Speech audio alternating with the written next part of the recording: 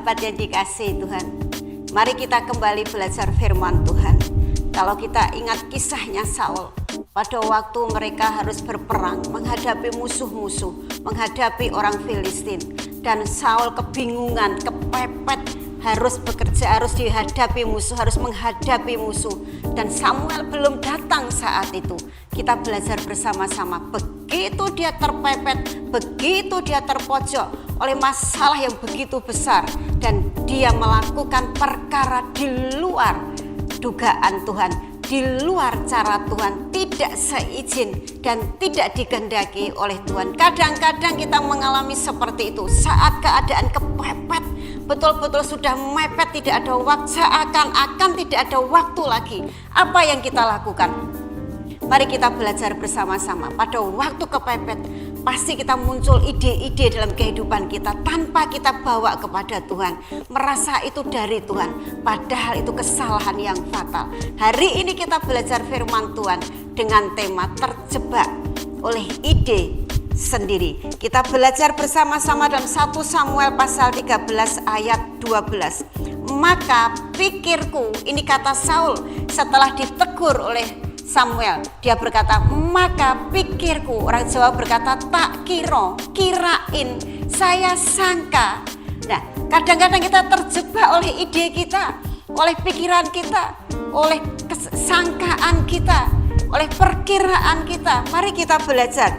Maka pikirku, sebentar lagi orang Filistin akan menyerang aku di Gilgal, padahal aku belum memohon belas kasihan Tuhan. Sebab itu aku memberanikan diri lalu mempersembahkan korban bakaran. Bukan haknya, bukan tanggung jawabnya Saul mempersembahkan persembahan bakaran saat itu. Kenapa dia tidak tunggu dulu sampai Samuel datang? Kadang-kadang kita merasa seperti itu, Tuhan terlalu mepet, pasti Tuhan ini tidak menolong. Tuhan itu kadang-kadang hanya persekian detik, persekian jam, bahkan persekian detik itu tadi loh sahabat. Kita belajar, mari kita terus bertalu-talu, berseru-seru kepada Tuhan saat keadaan sudah mepet kita, saat masalah sudah mentok, saat kita sudah terpojok. Mari kita tetap datang kepada Tuhan. Tuhan, apa yang harus aku lakukan? Jangan pakai ide sendiri, jangan good idea, tapi God idea. Mari kita belajar, sangat jauh bedanya good idea sama God idea, sangat berbeda. Biar ide Tuhan yang terjadi dalam kehidupan kita. Tuhan tidak pernah kurang waktu untuk menolong sahabat. Tuhan tidak pernah kurang waktu, dan Tuhan tidak pernah terlambat. Tuhan selalu tepat pada waktunya. Mungkin kita sudah merasa ini sudah detik terakhir, tapi Tuhan bisa nolong persekian detik. Saya kemarin mendengarkan podcast dari seorang pilot yang pernah menyelamatkan banyak orang pada waktu ada gempa di Palu. Mereka harus terbang ke Mataram, tapi persekian detik Tuhan berkata, berangkat sekarang nak. Dengan suara audible, pilot ini mendengarnya, dan seluruh kru pesawat, seluruh penumpang harus sekarang, tidak di-delay, tidak ada waktu lagi, harus sekarang. Dan pilot itu sendiri tidak mengerti apa yang akan terjadi, tapi dia taat. Dan saat mulai mau terbang, tinggal roda yang di belakang masih mepet tanah, persekian detik dan terbang. Dan yang di belakang merasa tergoncang karena mulai ada gempa bumi, dan Anda mengerti.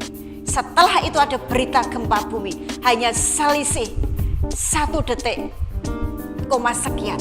Hanya 1 detik, persekian detik Tuhan selamatkan ratusan orang, ratusan penumpang pesawat bersama kru pesawat. Mari kita belajar bersama-sama. Kita tidak tahu cara Tuhan menolong. Tuhan caranya berbeda-beda. Tuhan punya banyak ide untuk menolong kita. Tapi mari kita belajar datang dan berserah kepada Tuhan. Jangan pakai ide sendiri walaupun itu bagus. Mari kita pakai idenya Tuhan. Mari kita pakai caranya Tuhan. Seperti saat itu Saul berkata, sudah kepepet, rakyat sudah berseru-seru, rakyat berkata, ayo Saul, ayo sang raja, kalau engkau tidak menyelamatkan kami dari orang Filistin, aku tidak menganggap engkau lagi raja, kami tidak menganggap engkau raja, kami tidak menghormati engkau lagi. Suara netizen, suara orang di luar, suara pengikut kadang-kadang tidak mensupport kita. Kadang-kadang hanya membuat kita grogi, membuat kita semakin panik senewen. Tetapi hari ini kita belajar bersama-sama. Jangan berkata tak pikir, tak sangka, tak kirain, pikirku. Mari jangan pikirku, mari kita pakai kata Tuhan. Tuhan ngomong, dan seperti pilot tadi bisa menyelamatkan ratusan orang dan dapat penghargaan. Mengapa? Karena dengar suara Tuhan. Kalau saat itu dia berkata tidak ada apa-apa, mengapa harus terbang? Mengapa harus terburu-buru? Saya harus makan dulu, saya harus istirahat dulu. Tapi dia berkata, Tuhan berkata, berangkat sekarang nak. Dan semua berangkat. Setelah berangkat baru ngerti, hanya persekian detik, 1 detik lebih sedikit, 1 detik loh sahabat. Saudara belajar saat ini, sahabat belajar saat ini. Tuhan kadang-kadang mepet, tapi tidak pernah terlambat pertolongannya. Ayat 14 dikatakan begini, tetapi sekarang kerajaanmu tidak akan tetap. Tuhan telah memilih seorang yang berkenan di hatinya. Dan Tuhan telah menunjuk dia menjadi raja atas umatnya, karena engkau tidak mengikuti apa yang diperintahkan Tuhan. Perintah Tuhan cukup komplit di firman Tuhan, di Alkitab ini. Dan Tuhan cukup memberikan kepada kita situasi bagaimana dan bagaimana kita mengatasinya. Mari kita isi firman Tuhan, pikiran kita, hati kita isi dengan firman Tuhan, sehingga saat mentok ada masalah, yang keluar dari pikiran kita bukan ide kita, tapi firman Tuhan yang keluar meluap dari hati kita lewat mulut kita adalah firman Tuhan. Amin. Tuhan Yesus memberkati. Shalom.